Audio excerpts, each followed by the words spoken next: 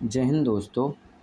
आज हम class 10th के chapter 9 some application of trigonometry के बारे में जानेंगे। दोस्तों, ये फर्स्ट पार्ट में हम ये जो फर्स्ट वीडियो बना रहे हैं हम इस चैप्टर का, इस वीडियो में हम ट्रिग्नोमेट्री के जो एप्लीकेशन है उसके इंट्रोडक्शन है ये। तो हम समझेंगे कि ये जो ट्रिग्नोमेट्री का यूज़ हम कहाँ कहाँ करते हैं और इसमें कौन कौन किस किस तरह के एंगल फॉर्म होते हैं। तो बेसिकली दोस्तों, इसमें दो ही प्रकार के एंगल फॉर्म होते हैं। एक है angle of elevation. Angle of elevation दोस्तों, ये एंगल ऑफ एलिवेशन क्या है? मान लीजिए कोई एक ऑब्जेक्ट यहाँ है।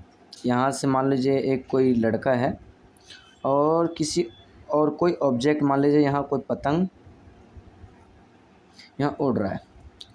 तो ये जो लड़का है ये यहाँ से क्या कर रहा है, उस पतंग की तरफ देख रहा है, ठीक है। और यहाँ से बिल्कुल इसकी जो जहाँ इसका पैर है या जहाँ से ये इसका आँख है, आँख के सामने जो ये लाइन ड्रॉ हो रही है इसको आप बोलेंगे क्या? Horizontal line. क्या बोलेंगे?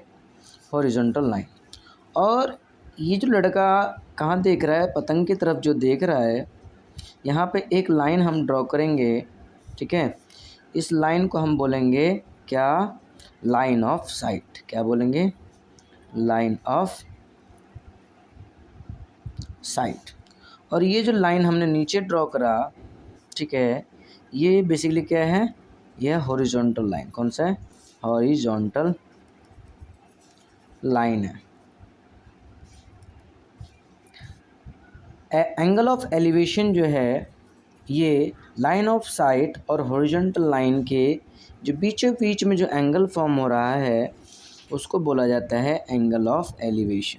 क्या बोला जाता है? Angle of elevation. दोस्तों, हमेशा आप ध्यान रखना कि जो एंगल ऑफ एलिवेशन हमेशा हॉरिजॉन्टल लाइन के ऊपर ही बनेगा, यानी कि अबव ही बनेगा, ठीक है। और ये लाइन ऑफ साइट और हॉरिजॉन्टल लाइन के बीच में ये बनेगा, यानी कि एंगल ऑफ एलिवेशन। दोस्तों, इसके पे हम ये जो क्वेश्चन मैंने आपको एंगल ऑफ एलिवेशन है, इसमें बेसिकली दो एंगल बताए गए हैं, ठीक है।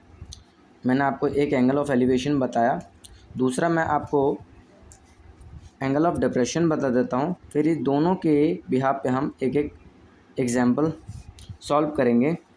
दूसरा दोस्तों है अपना एंगल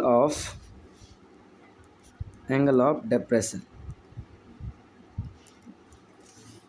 ये दोस्तों क्या है? ये बिल्कुल वैसे ही है। यहाँ पे ये जो एंगल ऑफ एलिवेशन है, नीचे से मान लीजिए कोई भी किसी भी एक ऊंचाई वाले जगह को देखते हैं। मान लीजिए कोई लड़का है वो कुतुब मीनार की ऊंचाई को देख रहा है, या फिर कोई लड़का है कोई एक बिल्डिंग की तरफ देख रहा है। तो वो जो बिल्डिंग की तरफ देख रहा है वो, और जो ग्राउंडेड है उसके आँख के जो सामने लाइन बनेंगे जिसको हॉरिजॉन्टल लाइन बोलेंगे, उसके एंगल, उसके बीच में जो बनेगा एंगल उसको हम क्या बोलेंगे? एंगल ऑफ एलिवेशन बोलेंगे। दूसरा दोस्तों, इसमें जो एंगल ऑफ डिप्रेशन में क्या होता है, यहाँ से जैसे कि मैंने बताया कुतुब मीनार, यहाँ पे क्या करते हैं, मान लेते हैं कि यहाँ पे एक कोई बिल्डिंग है और इस बिल्डिंग पे कोई एक क्या है? एक लड़का, और इस ऊंचाई से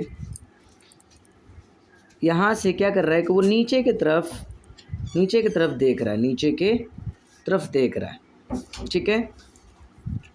अब यहाँ जो दोस्तों ये नीचे की तरफ देख रहा है, ऊंचाई से नीचे की तरफ, तो नीचे की तरफ जो देख रहा है इस पॉइंट को, मान लीजिए यहाँ पे कोई जानवर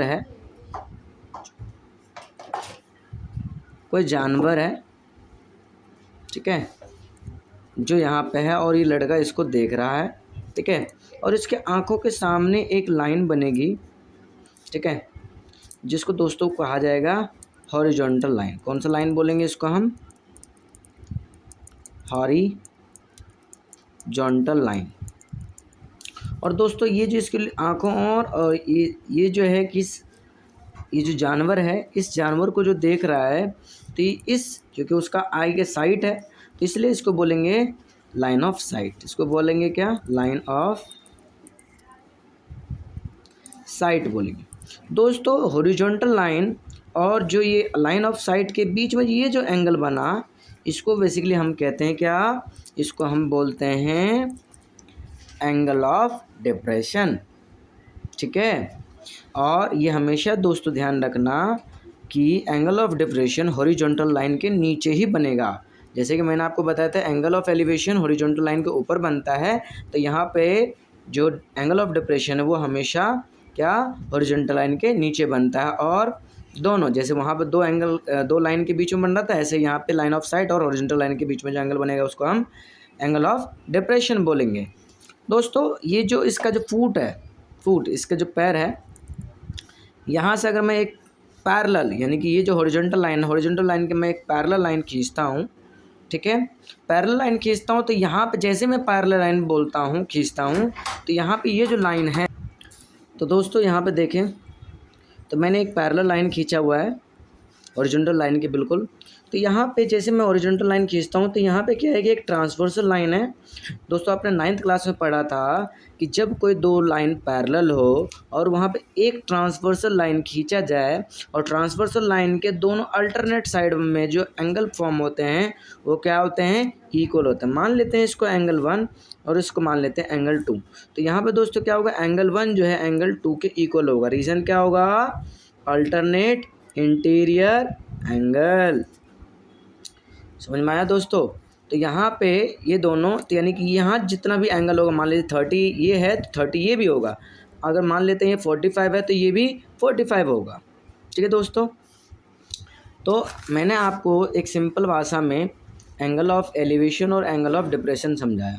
तो अब दोस्तों हम क्या करते हैं कि एंगल ऑफ एलिवेशन और एंगल ऑफ डिप्रेशन के बेस पर हम एक एक एग्जाम्पल करेंगे। चलिए दोस्तों देखते हैं। दोस्तों ये एग्जाम्पल है एंगल ऑफ एलिवेशन का। एग्जाम्पल इस प्रकार से, a tower stands vertically on the ground from a point on the ground which is 50 metre away the foot of the tower. The angle of the elevation of the tower is found to be 60 degree. Find the height of the tower. दोस्तों ये जो आपका जो chapter 9 है, इस chapter में वैसे तो इम्पॉर्टेंट है, लेकिन इसमें वैसे जब आप सॉल्व करेंगे तो आपको लगेगा नहीं कि कुछ है इसमें, ठीक है। लेकिन इस जो क्वेश्चन, क्योंकि ये वर्ड प्रॉब्लम, बच्चों को वर्ड प्रॉब्लम में ज़्यादा दिक्कत आती है, तो ये वर्ड प्रॉब्लम अपना वर्ड प्रॉब्लम को हमने क्या करना, सबसे पहले रफ़ डायग्राम बनाना। अगर आपने रफ़ डायग्राम बना लिया तो क्वेश्चन आपके लिए एकदम आसान हो जाता है, आप उसको चुटकी में कर पाएंगे। तो चलिए दोस्तों, कह रहे हैं कि एक टावर है जो वर्टिकली है ऑन द ग्राउंड। ग्राउंड पे कैसे? वर्टिकली क्या होता है? एकदम सीधा स्ट्रेट लाइन होता है, जैसे परपेंडिकुलर होता है ना, वैसे बिल्कुल सेम। और दूसरा कह रहे हैं कि from a point on the ground, एक पॉइंट से उसके फुट तक की जो उसके बीच की जो दूरी है वो आपको कितना दे रखा है? 15 मीटर, ठीक है। और साथ ही साथ आपसे क्या कह रहा है कि एंगल ऑफ एलिवेशन जो है वो कितना डिग्री बना रहा है? वो 60 डिग्री बना रहा है। तो दोस्तों जैसे कि मैंने आपको बताया था कि ये अपना क्या है? हॉरिजॉन्टल लाइन है, ठीक है। और ये क्या है? लाइन ऑफ साइट है। तो लाइन ऑफ साइट और हॉरिजॉन्टल लाइन के बीच में जो एंगल फ्रेम हुआ है वो क्या है? वो अपना एंगल ऑफ एलिवेशन है। दोस्तों दो चीज़ अपने को दे रखा है, इसको मैं नाम दे देता हूँ ABC। इस ट्रायंगल में हम देखें, इसको हम सॉल्व करते हैं। इसमें देखें तो इसमें क्या दे रखा है? आपको बोला है कि find the height of the tower. इससे पहले आपको दे क्या रखा है? आपको दे रखा है कि BC = 15 मीटर, राइट। और इसमें आपको जो थीटा दे रखा है वो कितना दे रखा है? 60 डिग्री, और इसमें आपको फाइंड क्या करना है, ए बी, जो कि आपको दे नहीं रखा है। तो दोस्तों आपको एक रेशियो ध्यान करना होगा, जो क्या मैंने आपको इंट्रो में बताया था, पंडित बद्री प्रसाद हर हर भोले, यानी कि ये जो रेशियो है ये होता है साइन का, ये जो रेशियो होता है वो होता है कॉस का, और ये किसका होता है, टेन का। ठीक है, यानी कि A B upon B C, A B upon B C, A B upon B C दोस्तों मैंने आपको बताया क्या, ये होता है किसका, साइन कॉस टेन। ठीक है, तो ए बी यानी परपेंडिकुलर, तो परपेंडिकुलर ये रहा, बी सी यानी बेस, बेस का है यहाँ है जो कि ये। ठीक है, तो A B upon B C क्या हो जाता है, टेन 60 डिग्री। तो टेन 60 डिग्री दोस्तों क्या होता है, चलिए इसके लिए आपको ना टेबल ध्यान करना होगा। टेबल में मेजरली इसमें साइन कॉस और टेन, अगर आपने ये तीन आपको याद है तो फिर कोई दिक्कत नहीं है, लेकिन कम से कम आपको तीन याद होना चाहिए। चलिए दोस्तों टेन 60 डिग्री आपको देखते हैं। दोस्तों यहाँ देखें टेन 60 डिग्री आपको कितना देखा है, √3 दे रखा है। ठीक है, अब यहाँ वैल्यू हम सब्सटीट्यूट करते हैं, ए बी हमें पता नहीं है, अननोन है, बी सी हमें पता है 15 मीटर है। ठीक है, और टेन 60 डिग्री कितना आया, √3, इसके नीचे 1 कुछ नहीं होता है तो 1, और यहाँ पे हम क्या करेंगे, क्रॉस मल्टीप्लाई, क्या करेंगे, क्रॉस मल्टीप्लाई। तो क्रॉस मल्टीप्लाई करते हैं तो यानी कि क्या, इसको इससे मल्टीप्लाई करते हैं और इसको इससे मल्टीप्लाई करते हैं, तो यानी कि ए बी आ जाता है अपना 15√3, यानी कि जो हाइट आपसे रिक्वायर्ड थी, हाइट जो आपसे पूछा गया था वो हाइट आपका आ चुका है। तो दोस्तों अब दूसरा एग्जांपल हम देखते हैं किसका, एंगल ऑफ डिप्रेशन का। दोस्तों ये एग्जांपल अपना है एंगल ऑफ डिप्रेशन का, चलिए रीड करते हैं फिर मैं आपको सॉल्व करके दिखाता हूँ। A man standing at the top of the tower which is 30 metre high. ठीक है, एक टावर है जो कि 30 मीटर ऊंचा है। ठीक है, और उसके उस टावर के ऊपर क्या है, एक आदमी है जो कि वहाँ पे खड़ा है। उसके बाद कह रहा है कि the angle of the depression of the ball from the top of the tower is 30 degree. ठीक है, अब कह रहे हैं कि जहाँ वो लड़का खड़ा है, वो आदमी खड़ा है टावर के ऊपर, वहाँ से नीचे जो है एक बॉल को देख रही है, जो कि बॉल यहाँ है। ठीक है, और यहाँ से क्या कर रहा है कि एक बॉल को देख रहा है, और साथ ही साथ कह रहा है कि वहाँ से एक एंगल ऑफ डिप्रेशन फॉर्म हो रहा है, यानी कि उसके आंखों के सामने जो लाइन जाएगी उसको बोला जाएगा क्या, हॉरिजॉन्टल लाइन। और जहाँ से उसकी जो साइट यानी कि उसकी दृष्टि जहाँ से जाएगी बॉल की तरफ, उसको हम बोलेंगे एंगल ऑफ साइट। तो एंगल ऑफ साइट, तो हमने आपको जैसे बताया था जो एंगल ऑफ डिप्रेशन होता है वो हॉरिजॉन्टल लाइन के बिलो यानी कि नीचे बनता है, यानी कि ये लाइन ऑफ साइट है और ये क्या है, horizontal line. Angle of site और हॉरिजॉन्टल लाइन के बीच में जो एंगल फॉर्म हुआ उसको हम बोलते हैं एंगल ऑफ डिप्रेशन।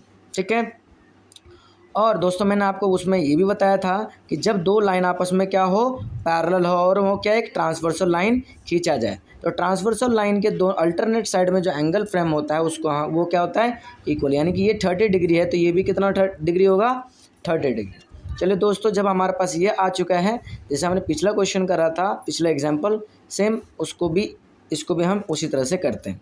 तो यहाँ दोस्तों देखें तो ए बी जो आपको हाइट दे रखी है, और आपसे पूछा क्या है कि find the distance of the ball from the foot of the tower, यानी कि ये जो टावर है, टावर का फुट क्या है, बी, और बॉल कहाँ पे है, सी पे, यानी बी और सी के बीच का डिफरेंस अपने को निकालना। चलिए दोस्तों देखते हैं किस तरह से इसको सॉल्व किया जाता है। तो सबसे पहले जो गिवन है आपको वो लिख दें, यानी कि ए बी आपको 30 मीटर है और एंगल आपको 30 डिग्री है। ठीक है, आपको चाहिए क्या, बेस यानी बी सी। ठीक है, अब यहाँ पे सबसे पहले हमें क्या, ए बी अपॉन में बी सी। दोस्तों एक चीज़ मैं यहाँ क्लियर कर दूँ कि जो रेशियो मैंने आपको बताया पिछले एग्जाम्पल में, पंडित बद्री प्रसाद हर हर भोले, इसमें आप वैसे ऊपर नीचे कुछ भी करेंगे तो कोई ना कोई एंगल फ्रेम करेगा, लेकिन अगर ये ऊपर नीचे होगा तो जैसे साइन का ऑपोजिट क्या हो जाता है, कॉसेक हो जाता है, कॉस का अपोजिट क्या हो जाता है, सेक हो जाता है, टेन का अपोजिट क्या होता है, कॉट। आप उससे भी वैल्यू निकाल सकते हैं, लेकिन हम समझते हैं कि भाई सीधा अगर निकल जाए, क्योंकि जो साइन कॉस और टेन की जो वैल्यू होती है शुरू में दी होती है तो सबको याद रहता है, तो हम कोशिश करते हैं कि उसको टेन और साइन कॉस में ही कन्वर्ट करें। तो दोस्तों यहाँ पे परपेंडिकुलर अपॉन बेस क्या होता है, 10। तो एंगल कितना दे रखा है, 30 डिग्री। तो एंगल 30 डिग्री कितना होता है, तो दोस्तों होता है अपना पहले ए बी कितना है 30, और बी सी मुझे पता नहीं, बी सी अपने को फाइंड करना। 10 30 डिग्री का होता है 1/√3। तो यहाँ पे क्या करना, क्रॉस मल्टीप्लाई, क्या करना, क्रॉस मल्टीप्लाई करते हैं। तो इसमें क्या होता है कि इसको 30 को √3 से मल्टीप्लाई करेंगे और 1 को BC से, तो यानी कि BC इक्वल टू क्या हो गया, 30√3। तो यहाँ पे दोस्तों अगर देखें तो ये अपना जो BC है, जो इसका यहाँ से बॉल और उसके जो बेस है, फुट है, इन दोनों के बीच का जो डिस्टेंस कितना आ गया, 30√3। ठीक है। तो दोस्तों आई होप आपको ये इंट्रो जो वीडियो में जो हमने बनाया है ये आपको अच्छे से समझ में आया होगा। अब अगले वीडियो में हम क्वेश्चन को सॉल्व करेंगे एक एक करके, जो एक्सरसाइज का है। उसके बाद पॉसिबल होगा तो कुछ इंपॉर्टेंट क्वेश्चन भी आपके साथ शेयर करेंगे। दोस्तों आपको ये वीडियो पसंद आया हो तो लाइक, सब्सक्राइब एंड शेयर जरूर करें। जय हिंद।